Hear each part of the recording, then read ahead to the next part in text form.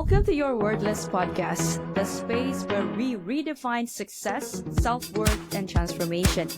I am Nierras, the soul-centered architect of transformation, helping you unlock your highest potential and build a legacy beyond limits. Now, whether it is self-mastery, career breakthroughs, or wealth creation, this is where change begins. Now let's dive in.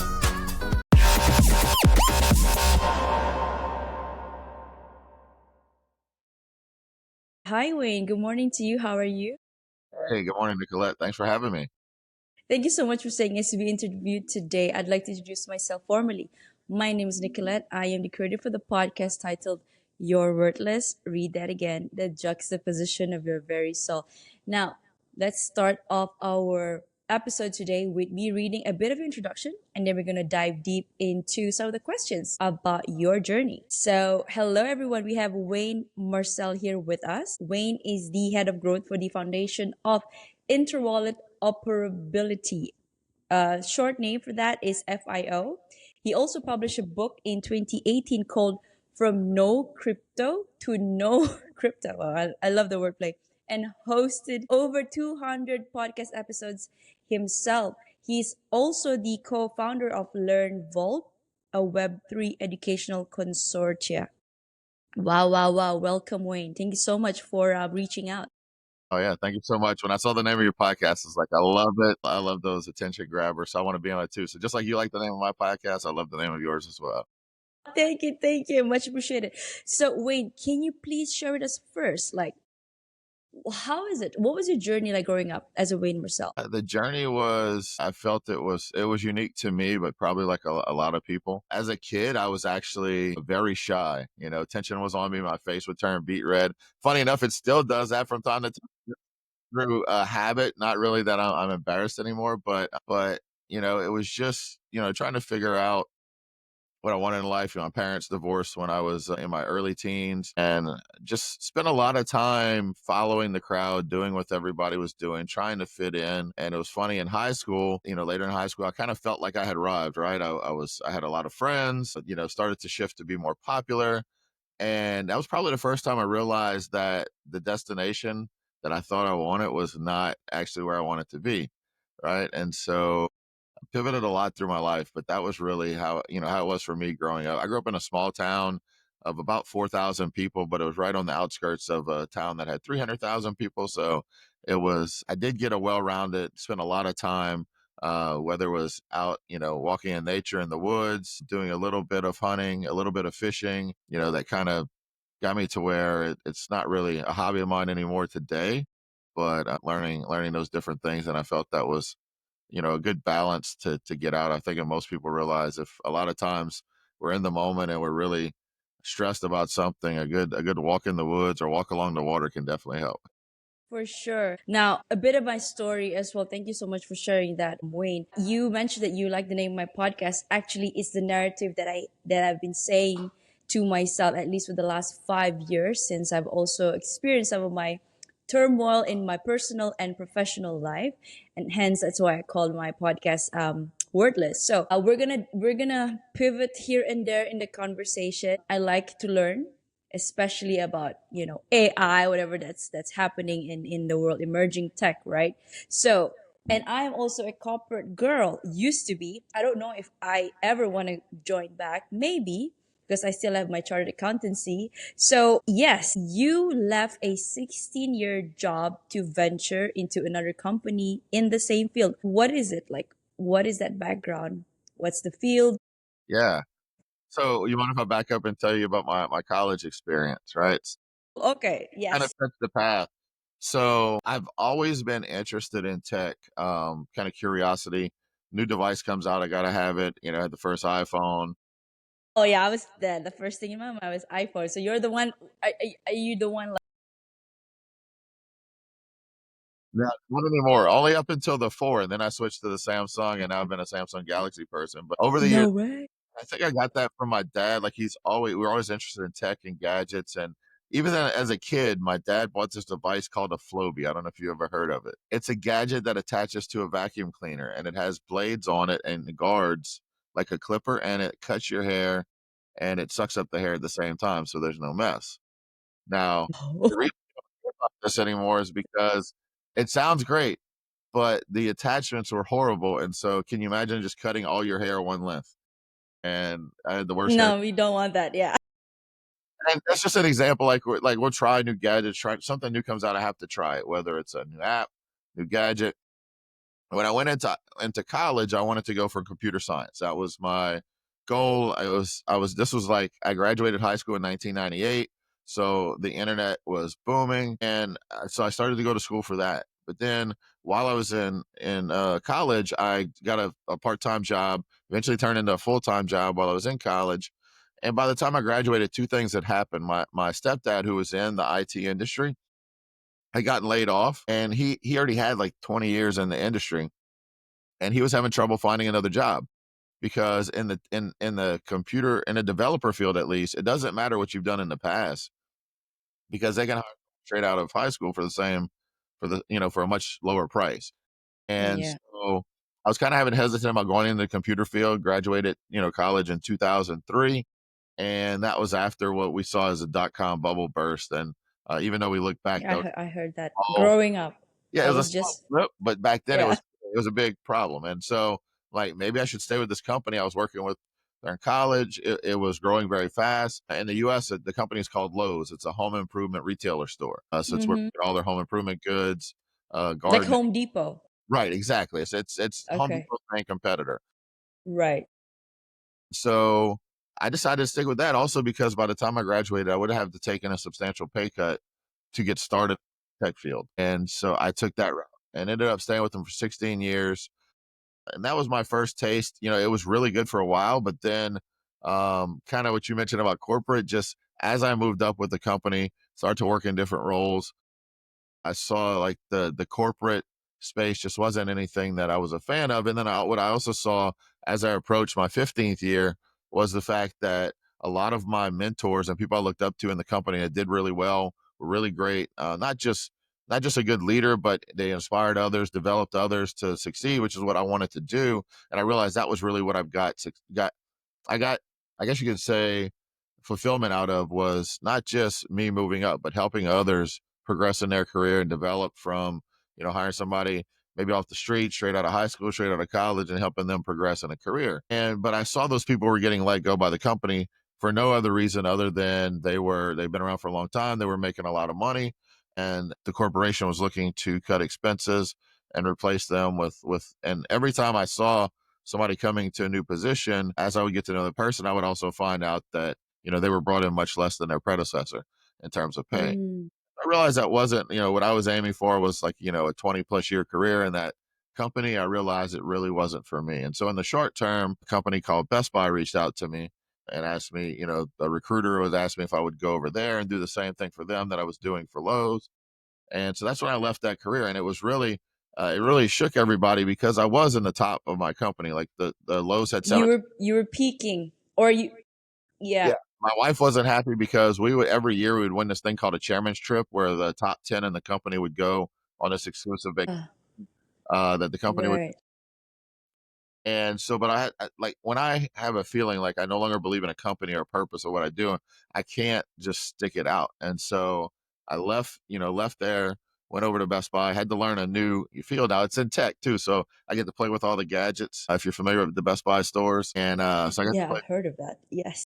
Yes, it's electronics retailer, the largest one in the US. And so I got to play with gadgets, and there was a new CEO in the company, and he was very inspiring because the company, Best Buy, had already been through some growth and so a lot of turmoil, but he came in and his vision was to bring the company back to where it was in the early days. When a company is in a growth phase, that is one of the best times to be around. And so he started focusing on those morals, those values, and everything. And we saw the company really turn around to where Wall Street was saying that Amazon was going to kill Best Buy. And eventually, the company turned around. A few years in, he decided to retire to spend more time with his grandkids.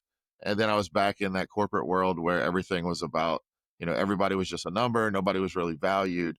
And I realized that this was my time to jump again.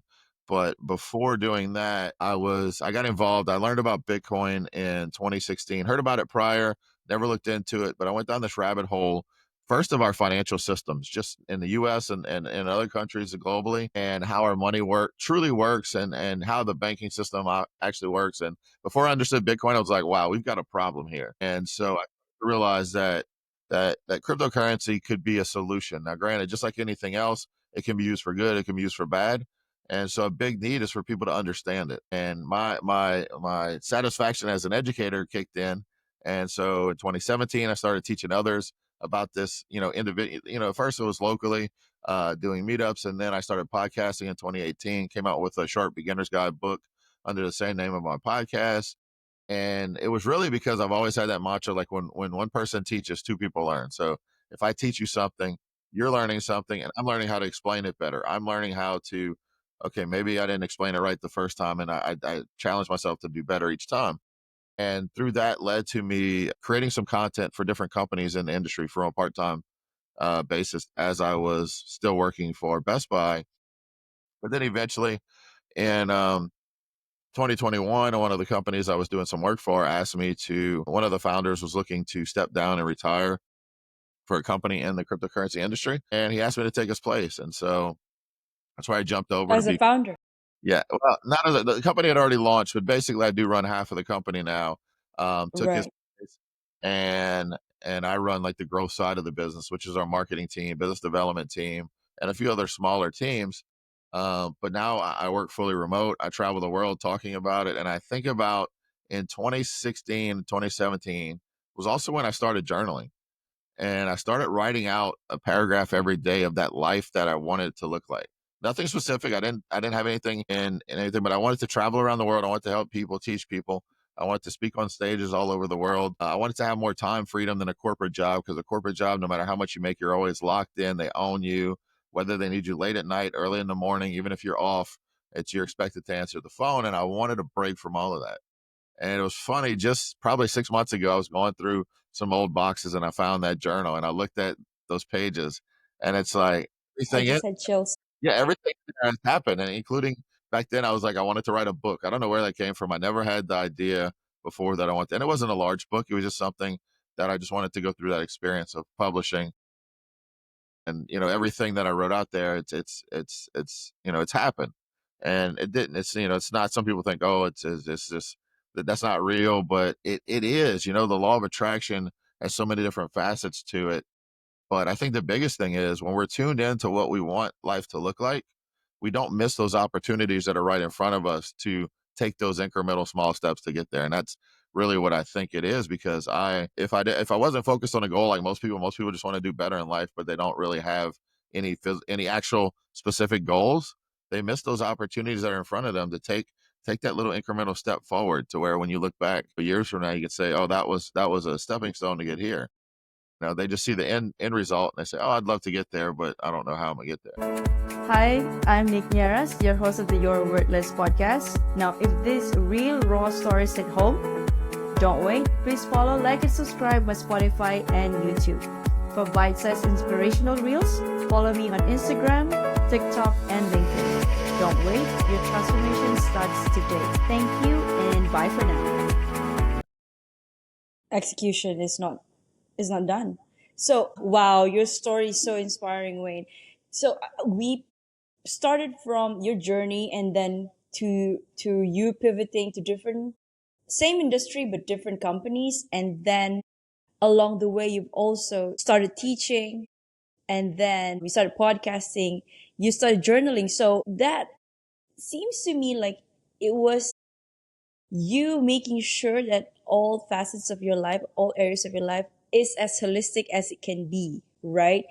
Like, did you, okay, so why am I asking this is because I too, excuse me, I was in the rat race before, just trying to chase the money and the status. And then things happen. My tower sort of crumbled, and that's how life humbled me very much. And for you, did you ever experience those kind of life defining moments that made you think, okay, this is not it? Like, what was the, I don't want to say worse, but almost like, the biggest lesson that Yeah. you've learned? I mean, I had a lot of stumbles and along the way, and I realized those were a blessing in disguise because they helped me realize that this is not what I really wanted. In 2009, I went, I had two young daughters and I went through a divorce. And so that was really made me reevaluate what I was, because I was always about hungry for success, just wanting to do more, make more money. Yes, yes. Situation where my job dictated where and when I could be, and that affected the time, because now time is being split when you divorce with kids. Time is split, and so I missed out on a lot of time with my kids because of the work I was having to do. And so that really kind of changed me to go down that journey. And actually, I had a friend of mine that convinced me to join, because also during that divorce, I was actually making more money than I ever made, and I was broker than I'd ever been, and I was having to put stuff on a credit card because What of a paradox. the expenses of the divorce. Right. I wanted her to be home raising the kids. And so when you go to court for divorce, they look at both incomes and decide how much you have to pay the other person and what the child support and alimony. So I had to pay a lot of money each month to her. And I was trying to, just trying to make ends meet. And a friend of mine convinced me to take a look at this company that was in network marketing, multi-level marketing, if you're familiar with the model. Very much. And I tell people all the time, I made some good money in it. I did it on a part-time basis, did it for a few years. And it's really, if you get into it, and do it right, it's an opportunity, but it's really, when you unwrap it, it's a personal development opportunity. I met so many, that's when I was exposed to Bob Proctor and others, and really started going down this personal reflection journey, to where it's like, okay, if I want to do better in life or achieve some of these other goals, I've got to evolve as the person I am. People can't stay the same and expect different results. And so I went down, and I worked for that company. I did work with that company on a part-time basis.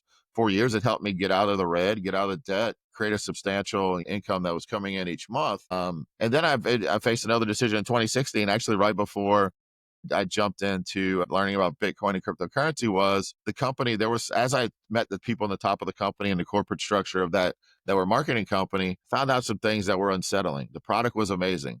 The company, some of the people in it were not, and they were doing some unethical things. And so I remember it was one day I had someone that was on my team that I had brought into the business, and he had asked me to talk to somebody about the company to see if they would be interested in joining. So I sat down with this couple, and they joined, and I felt horrible after because I didn't believe Yes. what I was saying. Your And then, moral compass is out right, of the yeah, window.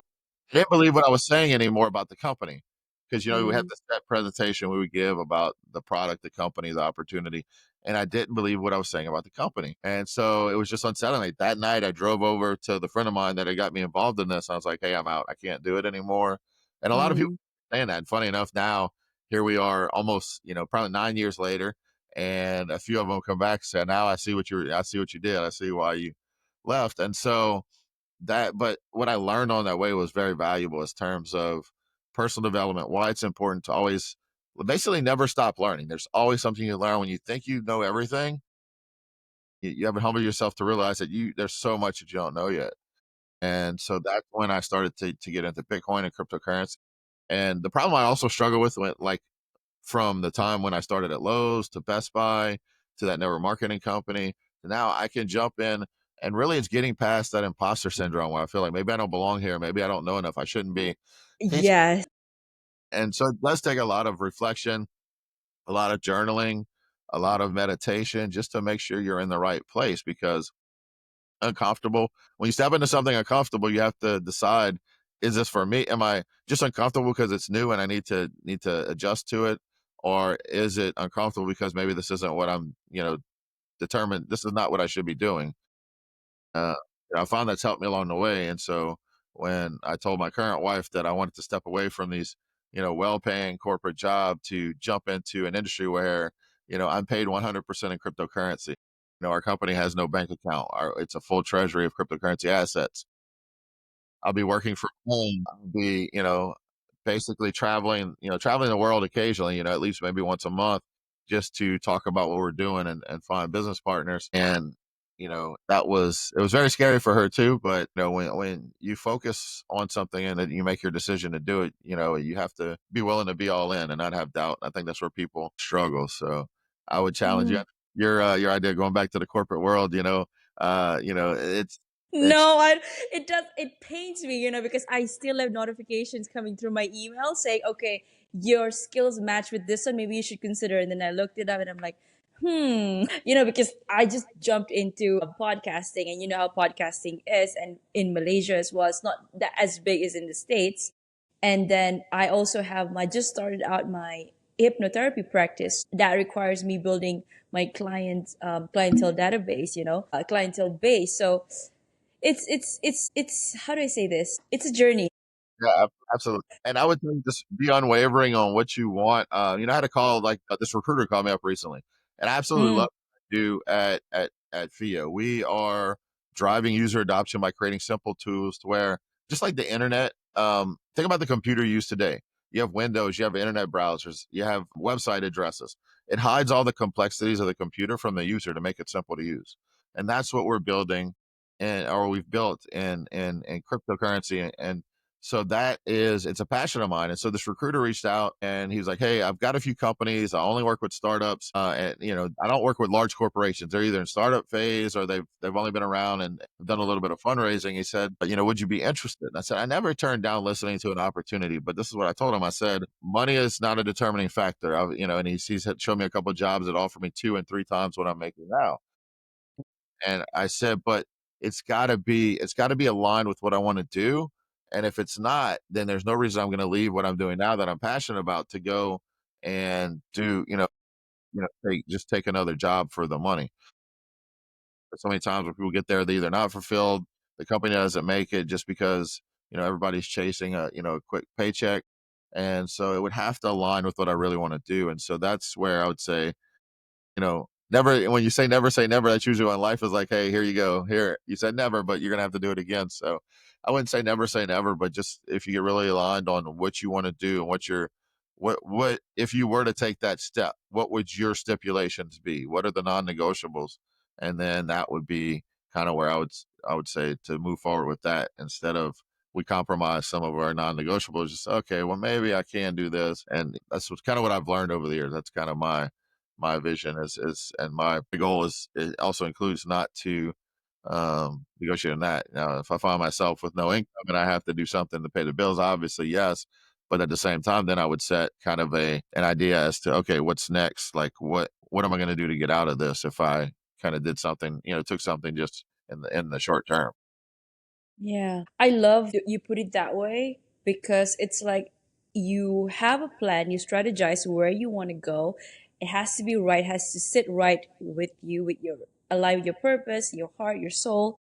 But at the same time, also balancing out in the 3D, like you gotta pay bills, you have to, put food on the table, but also not forgetting the why that you start all of this in the first place, right? And I noticed you said you leaving the corporate job, and whenever you see some, I don't know, injustice, you know, I can't keep talking to this person and convince them to join this team, see the good side, but they're actually not the good guys.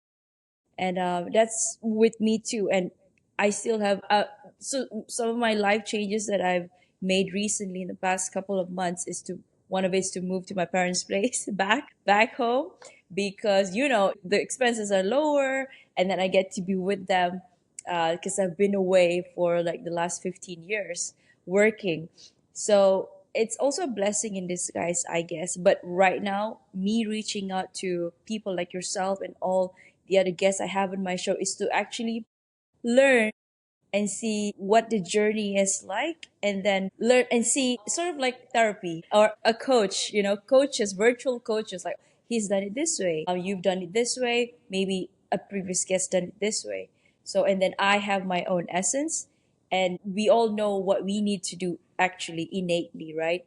But then all of these people are just there to help you point there, and sometimes you just need confirmation. I love that. So Wayne, you talked about your company FIO, and you mentioned about it making people easier. I read something about nobody or me, if I have that, I don't need to remember all this long string of character, the wallets, right?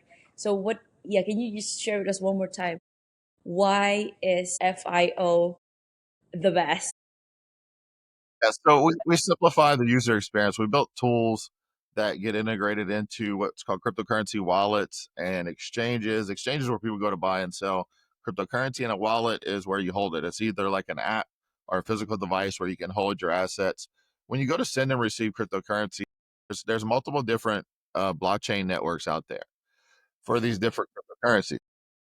Each one, you have a long, what they call public address. So unlike a Yeah. credit card number where you have one number, if someone gets that credit card number, they can steal your funds, right? Yes. With cryptocurrency, it's only one way. So you have a public address, which it allows you to receive to, and or when you want to send to somebody, you would copy and paste their public address. The private key, or what they call private address, is what allows you to control sending those funds. That's what stays private. You don't share that with anybody. So the public key is this long string of letters and numbers. It's about 30 to 40 letters long sometimes. And the reason it's like that is because of the encryption. It's important for the encryption to have a unique address, but the user doesn't need to see it. So we created a protocol that allows you to map all those different chain addresses to one universal handle. So if you were going to send to me, instead of current like the problem that needed to be solved, I would copy and paste my address and then I would send it to you, right? And then you have to copy and paste it. If anywhere along the way I accidentally hit an extra character or something when I was copy and pasting, you did it could send it to the wrong address. And that means Yeah. and True. then the other thing is there's certain cryptocurrencies that are on multiple blockchain networks. Like there's a asset class called stable coins. It's pegged to the dollar. A lot of my pay is Mm. in coin cryptocurrency pegged to the US dollar, but it's on multiple blockchain networks. And if you tell me just to send you, cryptocurrency, and you send me an address that is on one chain for that stable coin, and I send you and basically I'm sending you an asset that's on a different chain, the wrong network address, those funds could be lost forever as well. So without understanding all the complexities, what we do is we create a layer that hides all that from the user to where they type in what we call a handle, very similar to an email address. It's Mm. user at domain, so there's no dot extension. Mm. You can even say you had one for your podcast and it was Nicolette at You're Worthless, right? That can be Mm-hmm. your, and all your different chain addresses on there. So if someone wanted to send to you, all they would have to do So it merges. Okay. handle on what's going to happen with the protocol. The protocol is going to say, okay, let's look at what she's trying to send, or what he's trying to send to her, and then is there an address that's linked to that that's already been linked to that handle? If there is, it pulls it Mm. into the transaction so you don't make any mistakes. It stops people from sending the wrong address, sending on the wrong chain. And it's very much similar compared to the internet adoption days. So before we had website addresses, the whole internet resolves with IP addresses, which is, it still does today, but nobody sees it, right? So when you type in a website address, in the background, there's an IP address. It's a bunch of numbers that actually takes you to the right direction. That protocol in the middle is what makes sure you get to the right place. And it's the same concept here. It's just doing that with multiple different blockchain addresses linked to that one handle. And so it simplifies the process. You think about the early days of the internet. If we wanted to go to a website, I had to remember or have a list of paper in my pocket that had the IP addresses that I like to visit because I couldn't just type in a name. And it sounds silly today because we're so used to just typing in a website address, but that's how it was before. And now people that weren't exposed to that, most people don't even realize that that's still there in the background. The internet does not resolve to a website address. I wouldn't realize because I'm not a tech person. There's a protocol that had to be built to hide that, like to make that work. That's similar concept. That's what we do, and we use those tools for some other things too, like very much a PayPal or Venmo type experience, or Cash App, where Yeah.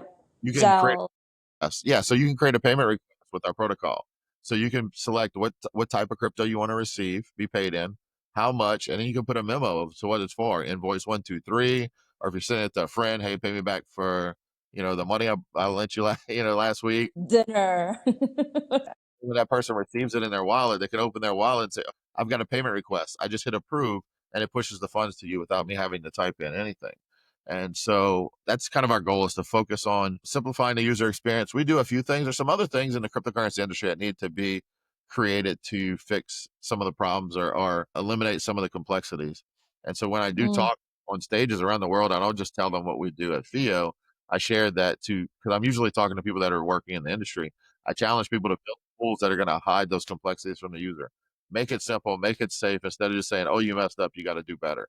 No, even to this day, if I'm sending cryptocurrency the old way where I got to copy and paste the wallet address, it can be a bit stressful till he gets to the right place. Because I've made that mistake. A lot of us have made those mistakes where we accidentally sent something to the wrong address. It's, it can be heartbreaking. So we can't just say people need to do better. We got to make tools to make it easier. The one thing I loved about the iPhone when it first came out, it wasn't so much that, oh, this is groundbreaking technology. It was like out the gate, it was easy to use. It was very simple. And that's where you start to see people like, I never expected people like my mom and my dad to be, kind of tech savvy on a smartphone. And, it just kind of blows me away because it's super simple.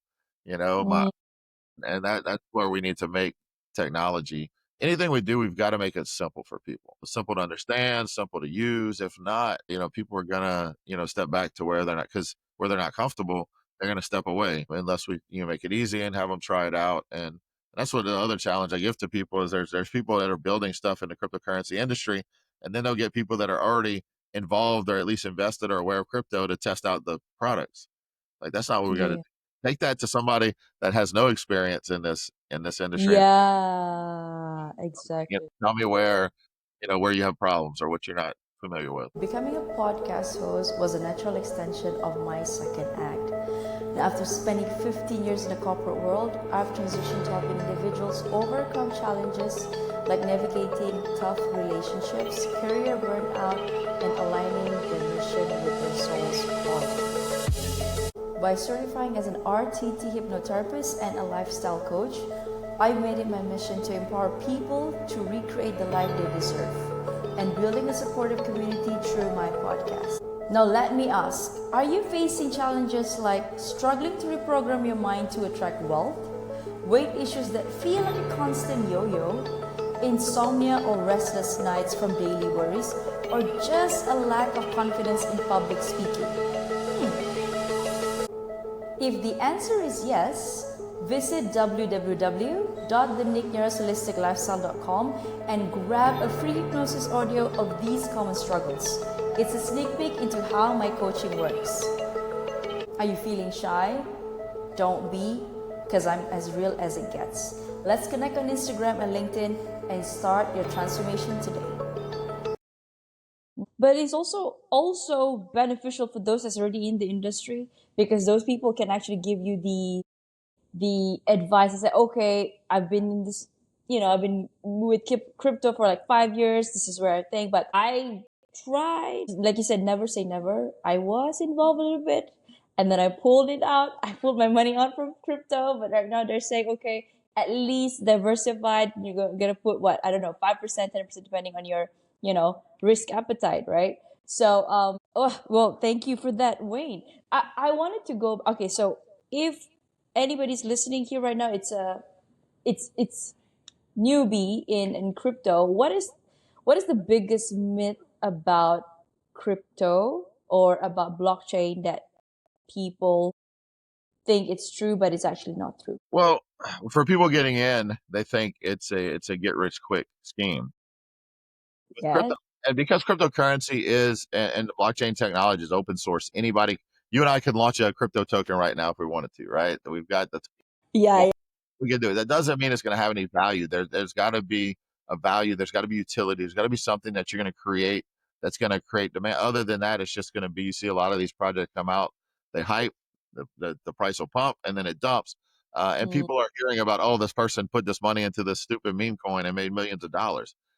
It's the odds of that are very similar to a lottery ticket. Like it's not going to happen, but it also has the potential to change the world. There's good and there's bad. Cryptocurrency is not good or evil. It's neutral, just like any other money, any other technology. It's all in how it's used. So, and I kind of touched on people that are outside looking in that say they're not getting involved because they may think it's only, it's a bunch of scams. It's only used by bad people, but it's creating some real solutions in the world. And my first exposure to it was somebody that I did business with that I used to have to send money through Western Union.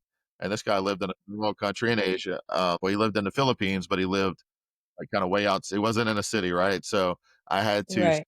Western Union money, and I had to account for an extra 35 to 40% to send him for him to get amount that I wanted him to receive for Yeah.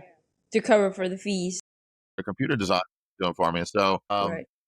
and then he had to travel to Western Union to go get it. They're like, hey, let me know when it's there, and I'll start traveling. And now today, with the technology we have, I can send it instantly, and it'll receive it, right? And that was one of the first things I saw was the potential. And then, just so much more. I know people that have had money in banks that have been barred from getting their money out of the bank just for one reason or another, not even through a court order. And you realize that you don't really have control of your assets, right? You hope that a bank will give you your money back when you need it.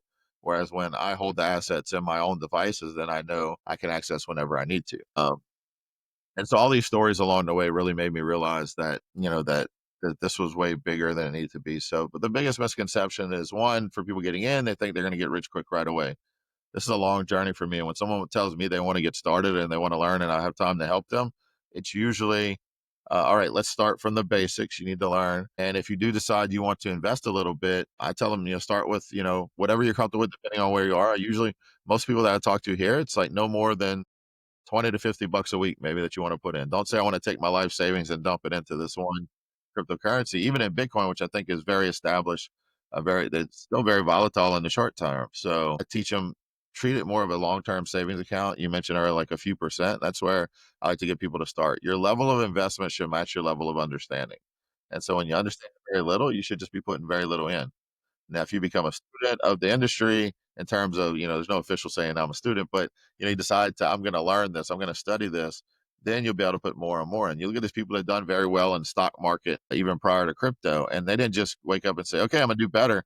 They studied Wall Street journals, they studied these companies, they spend hours and hours and hours learning what to, learning all this before, and then they start making investments in certain stocks. And it's the same thing with this industry. If you want to be an investor, you can't just come in. If you come in without learning, you're doing no more than gambling. And something you mentioned earlier, which is very important, which is your risk appetite. Like, what is your one? Do you understand the risk, and then what is your risk appetite, and that will determine the steps you take. And so, my goal with that is just to, when on the educational side, is to help people not make those mistakes. I've had some friends and friends of friends that have come to me over the years, and in some cases, I can stop them from making these critical mistakes. In other cases, it's someone coming to me saying they lost $500,000 in a crypto scam, and they didn't reach out, because it started small and it just kept snowballing because they kept trying to get their money out, get their money back. And, those are the heartbreaking ones, because there's nothing much you can do there other than, teach them what they did wrong and show them, just kind of where to go from here. So, but it's important for people to understand that. And when you see new technology, be curious, right? I know AI has been around for a while, but a lot of user tools Yeah.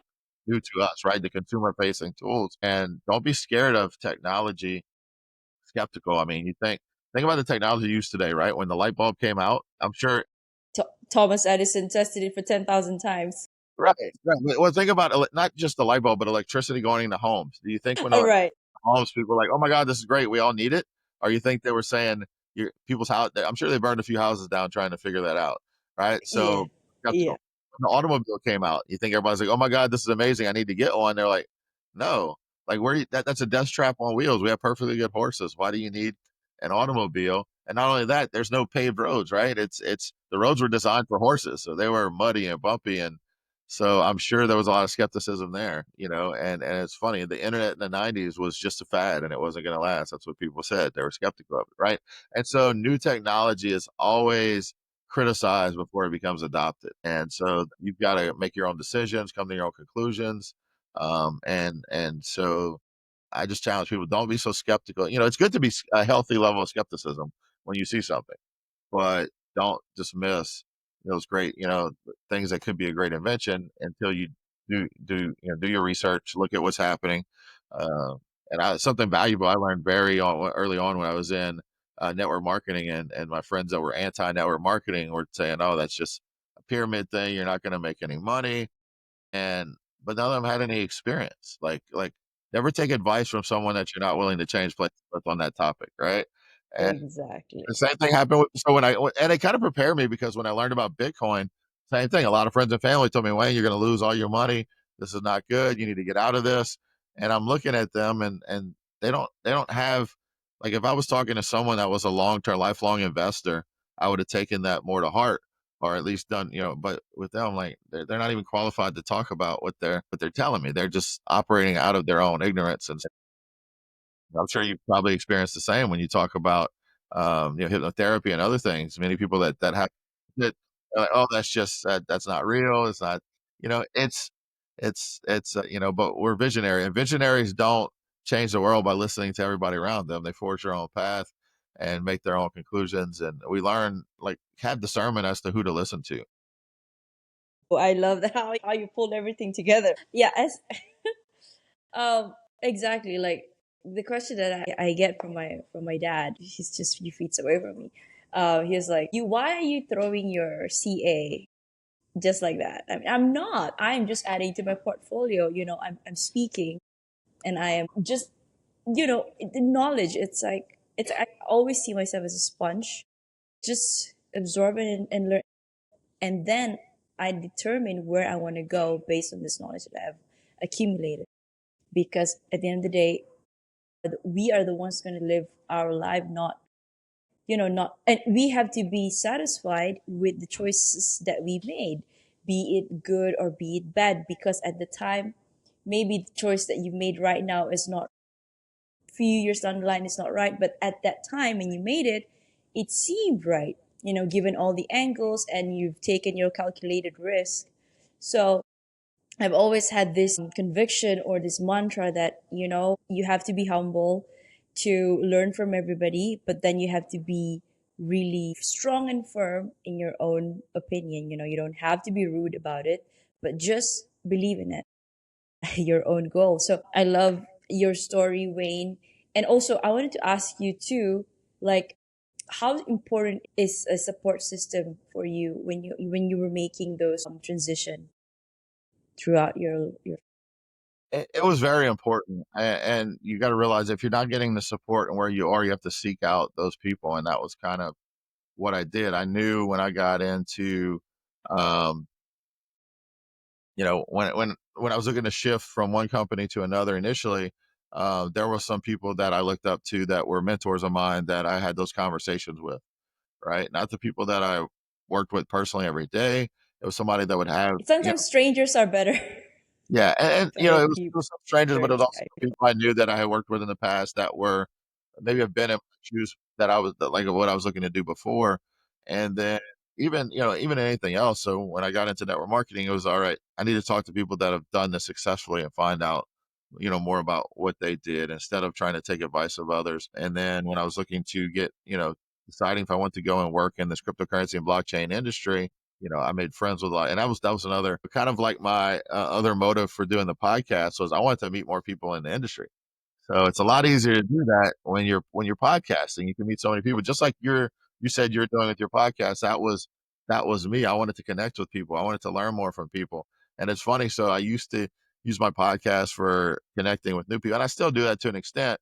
But now I also use it as like a business development tool, right? If I want someone to sit I down and see. hey, look at what we've built and partner with us, instead of me saying, hey, let's hop on a call and I'll give you like a cold sales pitch to use our protocol and your product. It's the first step is, hey, come on a podcast and talk about yourself. Tell everybody what you're doing. Let's talk about your background. So, but that's it. It's really finding the right people to get that advice from that maybe have some experience in that. And don't be afraid to reach out to somebody if you don't know them. If somebody that I'd never met would reach out and they approach me the right way and say, hey, look, I'm thinking about doing this. So, and I see that you've done this before.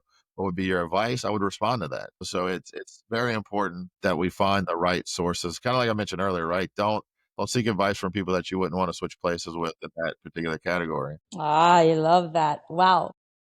Okay. Wait, what are you working on currently? All right. So a couple things currently. Uh, at FIO, we're just continue looking to grow our user adoption, expanding our partners that use our protocol, and introduce more people to the cryptocurrency world. You may have heard the term Web3, and that's kind of like the Yes, connected Web3. to crypto.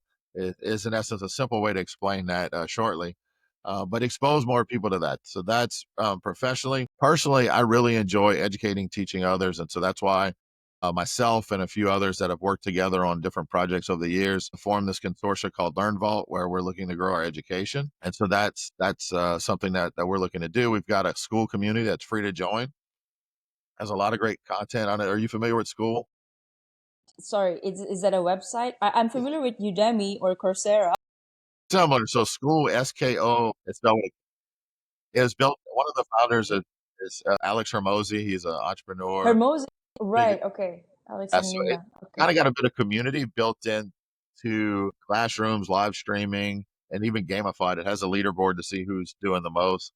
So it's a nice little program that we've jumped into. You can go in there and find all kind of different topics or build your own. And that's really where I want to make an impact there. Um, outside of that, personally, my goal is to. I've been traveling quite a bit the last few years, seen a lot of different places, but want to, just I realize, our time on this earth is limited, so seeing as many places, experiences as many cultures, and I kind of joke with my family. I was like, if I ended up on my own again, like single, like kids are grown, not married anymore, or my wife decides to go with me, I would probably live somewhere in Asia or just hop around Asia because I love those cultures. I live right outside of New Orleans, and so even though our food is different, a lot of the spices and flavors, that kind of appeals to me. And so, like Awesome. within in Asia. But that's just it, to continue to connect and network with people and just spread the word. And at the same time, personal goal, which I, experience, even though I do travel quite a bit, when I'm home, I have way more time than I ever had before to spend with my kids. Some of them are grown now. I've got, my oldest is 19, my youngest is 8. And so I've got 4 kids that I want to, kind of continue to help get them prepared for the world as well. So that's personal, professional. That's kind of my focuses right now. Wow. Seems like you're very balanced. This is what I also aim to teach people. Holistic lifestyle. I love that. Wayne. Absolutely. So absolutely. So okay, we're gonna pivot to a self-worth question because my podcast talks a lot about self-worth and you mentioned about journaling, right? Looking within, developing yourself by reading Bob Proctor. Yeah, and in fun fact, I'm also attending Tony Robbins summit the next I think this weekend. So my question for you, Wayne, like in your journey, have you found a connection between spirituality and self-worth? Now, how do spiritual beliefs or practices influence your sense of self? Yeah. Yeah, that's a question there, right? So I get that all the time from my guests. I go, oh, Nick, yeah, good one. You put me on the spot here.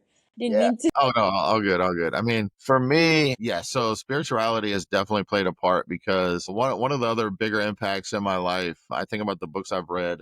And it's funny, I didn't when I was in my corporate job, I wasn't really reading many books. I may have read 1 or 2 books on leadership and that was it. But during the network marketing phase, it was a lot. That's like I said, I was exposed to Bob Proctor and others. And for me, one of the most profound books that really kind of helped me envision that was Miracle Morning. I don't know if you've heard of Miracle Morning. It is about a morning routine, and they have this thing called savers, and basically you go through these steps in the morning.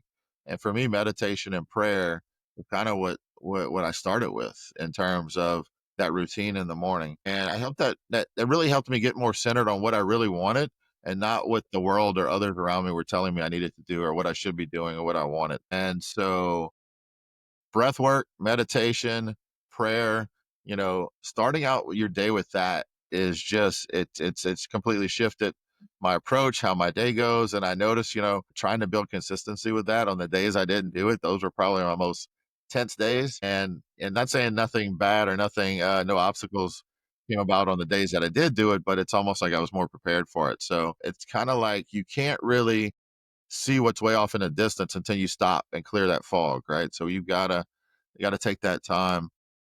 But yeah, I mean, and meditation has definitely played a big part in shifting in what I wanted to do. I just, you can get more clarity. I feel better about decisions I make. I'm more confident.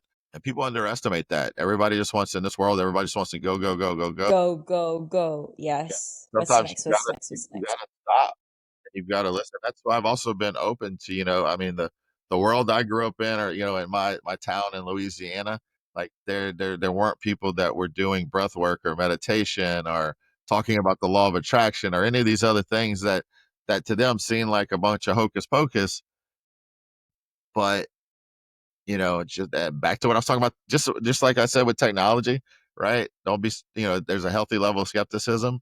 Same thing with this because it can really change what you want to do. It can help you make those changes that you make. So yeah, I mean, definitely a long answer, but the short answer is yes. I mean, spirituality has definitely played a big part in kind of getting where I want to be and staying focused on where I'm going. I still have these big visions of what I want to do. And it's centered around, my passion with tech adoption about because I realize when I bring this technology to more people, think about people that don't have access to any kind of banking system or whatever.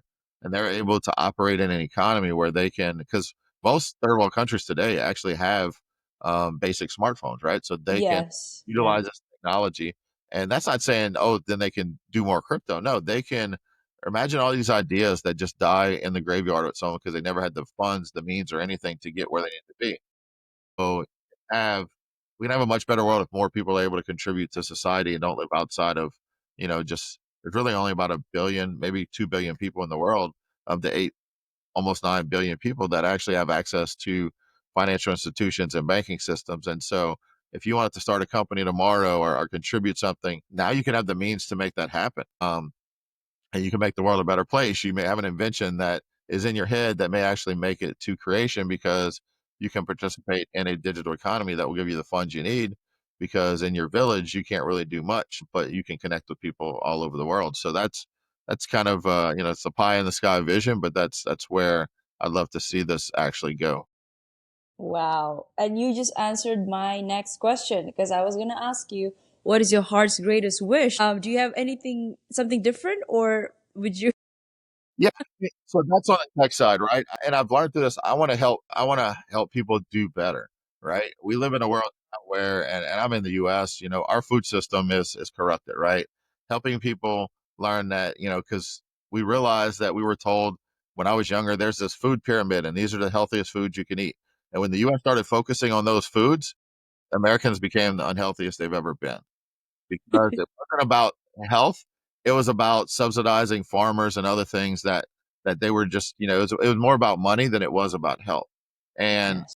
similar with the pharmaceutical industry, I learned there's so many natural products that people need to be aware of. So it's having an awakening. We talk about spiritual awakening, but having these awakenings in these different sectors of life. What you put in your body, what do you do every day? Do you exercise? Just kind of helping to build that spirit of wellness. Pharmaceutical industry.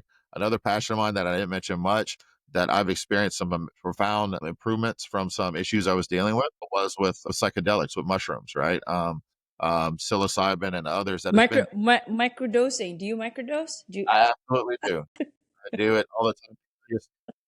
So earlier this year, I got my 72-year-old mom to start microdosing. She was having some problems, and she got diagnosed with early stages of Alzheimer and dementia, and start to see someone that you've been in your whole life start to slip away a little bit, little by little. Um, Not saying this is a cure, but it's helped her tremendously. To where when we interact, it's like it's her. Just hoping what version of her we're going to get when we talk. She's doing much better. And for me, I went some different things. One with the very severe concussion, and then some trauma. In 2021, we lost everything in our house. We had a bad hurricane that hit our town, and it didn't just hit our town; it stayed over our town for 6 hours. They normally don't do that. It just kind of stalled over us, and so we lost everything in the house.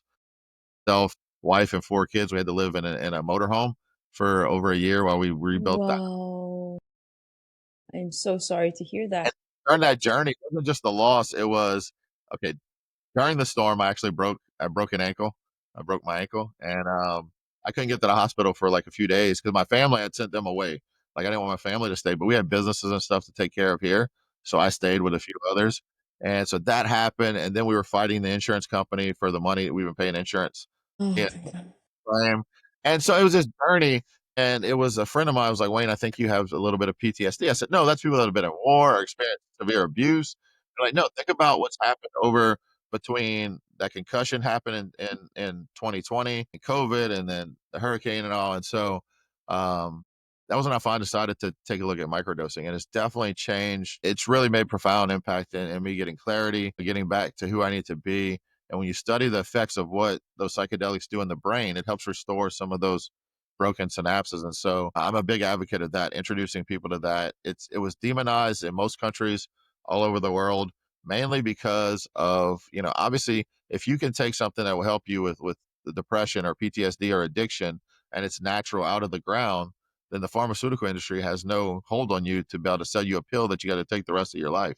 And so that's another passion of mine too, is just opening people up to that. And starting with, they think of mushrooms, they think of, oh, I'm going to trip, I'm going to see all these illusions. Yeah.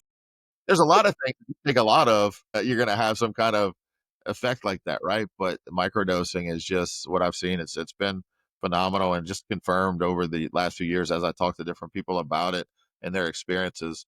Made a friend in Dubai last year, and he used to play in the National Football League in the U.S. So a big athlete, but took a lot of hits, even though they wear a helmet, had a lot of concussion, a lot of damage to the brain. And it was actually his doctor. He said at some point they were trying to figure out how to help him get better because he was dealing with stress, anxiety, depression, a little bit of bipolar disorder. And the doctor was like, look, I'm not supposed to tell you this, but we've tried everything. But he told him about, mushrooms and microdosing. And now that guy is living his best life because of that. So I guess you could say if you were to package that all in one, it's just to help people awaken to to be able to do better in life and experience a better life than what they think they're stuck in or trapped in. Um, whether that's through tech, substances, meditation. Like we've got to. I had a mentor one time say like life, every aspect of your life is like a spoke on a bicycle wheel. And what happens if some of those spokes are shorter than the others? That wheel doesn't turn properly, right? Exactly. Figure It's out not where, going to be a smooth journey. where's that balance. Where's that spoke short, and what can I do to work on that? Wow, Wayne, you've gone through so much, and I've seen, I don't know, I don't know you personally, but hearing your stories, they're just, phenomenal. How you had your stumbles and then you got back up again and you pivoted. But then it's the process, it's not so much, it's not the destination, it's the person that you become during the journey, right? And you, amazing. Wait, if you could create a quote right now for you to leave to the audience listening and the world as your legacy, what would it be? Just never stop learning. Continue to be a student. I'm a student of life, student of business, student of tech. Um, it's that would be it. So how can people reach out to you?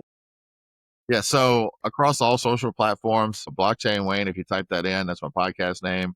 You'll find me. Make sure to find the one with the verified check. I do have a lot of imposters that pretend to be me on social media. No. Or you can just go, if you go to blockchainwayne.com, that's my main website. I don't really sell anything there. That's just kind of about me. And then you can tune into my podcast there, but also my social links are on there as well. Always, open for questions. If somebody wants to connect, just drop a connection and reach out to me. And then if you are interested in learning more about the basics of cryptocurrency, I'm not going to tell you what you need to buy, but if you want to learn the basics of that tech on school, skool.com, just look up Learnvault, all one word. Okay. Well, thank you, Wayne, for your time. That is a wrap on today's inspiring episode with Wayne Marcel. Thank you for your wisdom, Wayne, and dedication to uplifting others. For our listeners, this has been Your Worthless. Read that again, the juxtaposition of your very soul. Now, if you've ever felt worthless, remember you are not alone. Your soul chose to be here to matter, and for that reason alone, you are worthy. A huge thank you to you, Wayne, and to all of you for listening. Until next time, I'm Nierras. Keep shining, keep growing, and always remember you are worthy and you're enough. See you in the next episode. Thank you so much, Wayne, for your time. Thank you, Nick. Love this episode?